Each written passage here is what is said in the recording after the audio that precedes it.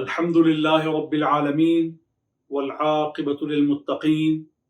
الصلاة والسلام علی رسولہ خاتم النبیین وعلی آلہ وصحبہ اجمعین. عن ام فضل لبابہ بنت الحارث انها دخلت على رسول اللہ صلی اللہ علیہ وآلہ وصحبہ وسلم فقالت یا رسول اللہ انی رأیت حلما منکرا لیلہ قال وما هو قالت انه شدید قال وما هو قالت رأیت كأنه قطعة من جسدك قطعت ووضعت في حجری فقال رأیت خیرا تلد فاطمة ان شاء اللہ غلاما فيكون في حجرك فولدت فاطمة الحسين فكان في حجري كما قال رسول الله صلى الله عليه وآله وصحبه وسلم فدخلت يوما إلى رسول الله صلى الله عليه وسلم فوضعته في حجره ثم حانت مني التفاتة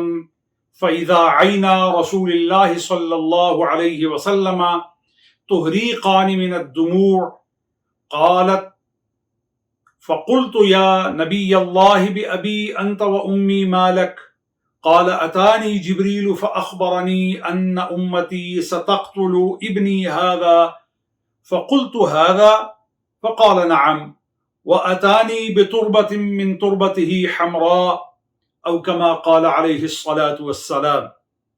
مشاہدین و مستمعین، سلسلہ احادیث نبویہ میں آج ہم سیدنا حضرت امام حسین کی ولادت با سعادت، آپ کی جلوہ گری کی مناسبت سے مستدرک للحاکم سے، دلائل النبوہ للبیہقی اور مشکات باب مناقب اہل بیت سے آپ کو فرمان نبوی، جسے حضرت ام الفضل لبابہ الکبریٰ بنت حارث رضی اللہ تعالی عنہا و ارضاہ روایت کرتی ہیں کہ میں حضور کی بارگاہ میں حاضر ہوئی اور میں نے عرض کی، اے اللہ کے رسول صلی اللہ علیہ وآلہ وصحبہ وسلم، میں نے ایک عجیب پریشان کن خواب دیکھی اور وہ عجیب خواب ہے. حضور نے فرمایا وہ کیا ہے؟ عرض کی، یا رسول اللہ، وہ بہت ہی تکلیف دہ، پریشان کن اور نہایت ہی اذیت ناک ہے. آپ نے فرمایا وہ کیا ہے؟ عرض کی، میں نے دیکھا کہ آپ کے جسد اقدس کا ایک ٹکڑا آپ کے جسد سے الگ ہو کر کے، کاٹ کر کے میرے گود میں ڈال دیا گیا ہے. سید عالم صلی اللہ علیہ وآلہ وصحبہ وسلم نے فرمایا، رأیت خیرا، آپ نے بہت اچھی برکت والی، خیر والی خواب دیکھی ہے. تلد فاطمہ ان شاء اللہ غلاما، میری شہزادی سیدۃ نساء اہل الجنہ، خیر نساء العالمین، فاطمہ الزہراء البتول سلام اللہ علیہا کے ہاں ان قریب ایک شہزادے کی ولادت ہونے والی ہے. فیکون فی حجر کا،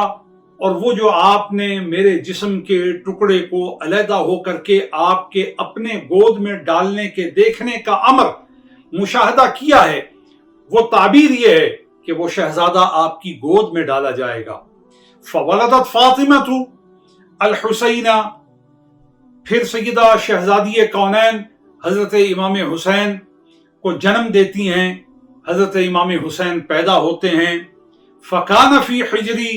اور سیدہ ام الفضل عمت النبی فرماتی ہیں کہ جیسا میں نے خواب دیکھا اور جیسے حضور نے تعبیر فرمائی اسی طرح وہ میرے گود میں ڈالے گئے. چنانچہ وہ کہتی ہیں، ایک دن میں حضور کی خدمت میں حاضر ہوئی اور میں نے اس شہزادے کو اور سیدۃ نساء اہل الجنہ کے شہزادے کو اور سید الشہداء کو حضور کی گود اقدس میں ڈالا، اور میں نے قریب ہو کر کے دیکھا کہ حضور کی آنکھوں سے چھما چھم آنسو جا رہے تھے. میں نے عرض کی، یا رسول اللہ صلی اللہ علیہ وسلم، میرے ماں باپ آپ پر قربان، کیا ہوا ہے؟ قال اتانی جبریل، فرمایا میرے پاس سید الملائکہ جبریل آئے، اخبرنی، اور انہوں نے مجھے خبر دی، ان امتی ستقتل ابنی ھذا، کہ آپ کی امت ان قریب اس شہزادے کو قتل کر دے گی۔ میں نے عرض کی ان کو؟ آپ نے فرمایا ہاں، صرف یہی نہیں بلکہ سرخ مٹی کی وہ خاک مجھے دی گئی ہے جس پر حسین ابن علی شہید ہوں گے۔ حضرت لبابہ الکبریٰ صحابیات سے ہیں اور نبی کریم صلی اللہ علیہ وآلہ وصحبہ وسلم سے دوہرے رشتے رکھتی ہیں کہ آپ کی چچی بھی ہیں اور آپ کی زوجہ مکرمہ ہماری ماں سیدہ میمونہ رضی اللہ تعالی عنہا کی حقیقی بہن ہیں۔ حضرت سیدہ لبابہ وہ عظیم خاتون ہیں جو سیدہ خدیجہ کے بعد دوسری خاتون ہیں جو مسلمان ہوئیں، اور آپ ہی وہ عظیم خاتون ہیں جن کے بارے میں حضرت زرکلی نے نقل کیا ہے کہ کعبے کی کاٹ ابو لہب کے کچھ ایسے کلمات تھے جو ناگوار گزرے، آپ نے اس کی سر میں دے ماری جس سے 7 روز بعد اور ہلاکت اس کی واقع ہوئی۔ آپ سید عالم صلی اللہ علیہ وسلم کی بارگاہ میں اپنی خواب بیان کرتی ہیں۔ اس سے یہ پتہ چلتا ہے کہ ہر ایک شخص کو خواب نہیں سنائی جا سکتی، خواب اسی کے سامنے بیان کرنی چاہیے جو خواب کی حقیقی تعبیر پیش کر سکتا ہو۔ اور سید عالم صلی اللہ علیہ وآلہ وصحبہ وسلم کو جب خواب سنائی تو اس خواب کی تعبیر میں حضور نے شہزادہ رسول، فرزند رسول حضرت سیدنا امام حسین کی ولادت کی بشارت دی، اور یہ حضرت امام حسین کی جلوہ گری سے پہلے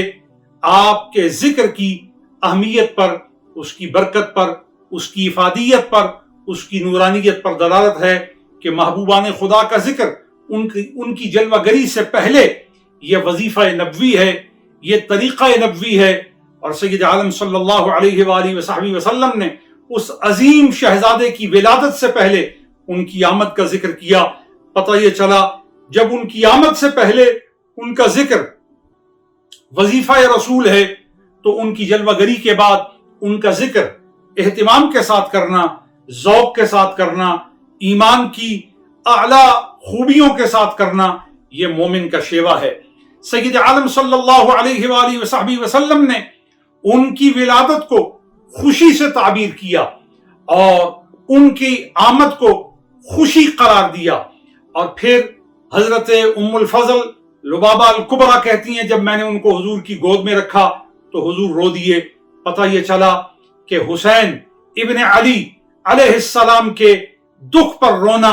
اور ان کی تکلیف کو اپنی تکلیف محسوس کرنا، ان کی ایذا کو اپنی ایذا محسوس کرنا، یہ طبیعت محمدی کا حصہ ہے، یہ مزاج نبوی کا حصہ ہے، اور یہ مومن کو نصیب ہوتا ہے۔ مومن کو چاہیے کہ جی بھر کے اہل بیت سے محبت کرے، رسول اللہ کے گھرانے کی عزت کا اہتمام کرے اور حضور کے محبوبوں کو محبوب جانے، اور جو ایسا کام کرے گا یقیناً فیضان حدیث کا چشمہ اس کی روح میں پھوٹے گا اور حدیث کے انوار اس کے قلب سے برآمد ہوں گے اور اس کی زبان پر ہدایت کا کلام جاری ہو جائے گا۔ اللہ تعالیٰ احادیث سے، سنت نبوی سے، فرامین نبوی سے اور ارشادات نبوی سے، افعال نبوی سے ہمیں اپنا تعلق مضبوط بنانے کی توفیق عطا فرمائے۔